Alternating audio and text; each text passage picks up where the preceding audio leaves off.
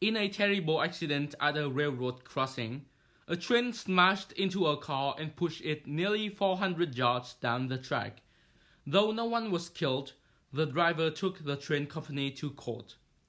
At the trial, the engineer insisted that he had given the driver ample warning by waving his lantern back and forth for nearly a minute. He even stood and convincingly demonstrated how he'd done it. The court believed his story, and the suit was dismissed.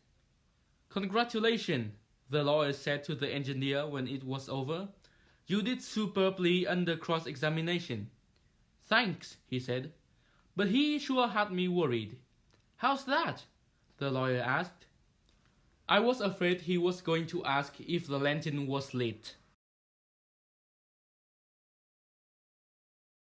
Sick and tired of his friend Stan, who was constantly name-dropping and boasting of how famous he was, Larry said, "If you're such a big shot, you'll go over to the phone, call the White House, and get the president on the line." Shrugging, Stan walked to the phone, punched in a number, and handed the receiver to Larry. "Hello?" came a familiar voice. "This is the president speaking." Convinced that it was a fluke, Larry said, "Okay, that was impressive, but if you're really a hotshot, you'll call Buckingham Palace and let me talk to the Queen." With a bored sign, Stan went back to the phone, punched in a number, and gave the receiver to Larry. "Hello," came a distinctive voice. "This is the Queen of England speaking."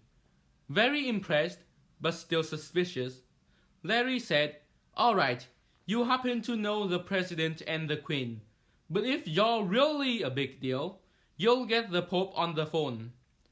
Promising to do better than that, Stan took Larry to the airport and both men boarded a plane to the Vatican.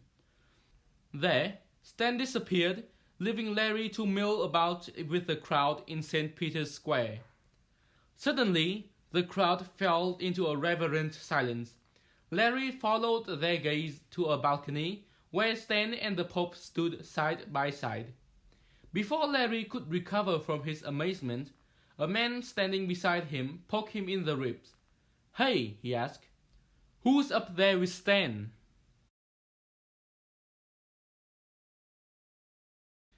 Coming downstairs to inspect the shipments of imported crystal vases leaving the plant, the four men approached his new packer. He put his arms around the man's shoulder. "Well, Olszewski, I see you did what I asked. Stamped the top of each box. This side up, handle with care." "Yes, sir," the worker replied.